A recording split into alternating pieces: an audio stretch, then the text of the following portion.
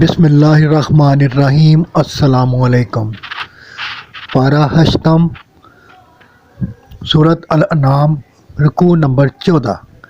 فرمایا، اللہ کے فرشتے بھی آ جائیں اور مردوں کو قبروں سے اٹھا کر ان سے ہم کلام کرا دیا جائے تو بھی یہ لوگ ایمان لانے والے نہیں، سوائے یہ کہ اللہ چاہے۔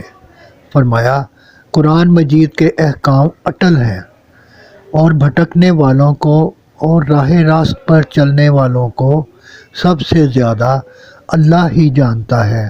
فرمایا، اللہ کے نام پر کیے گئے جانور کھاؤ، گناہ نہ کرو، اور غیر اللہ کا ذبح حرام ہے۔ صدق اللہ العظیم۔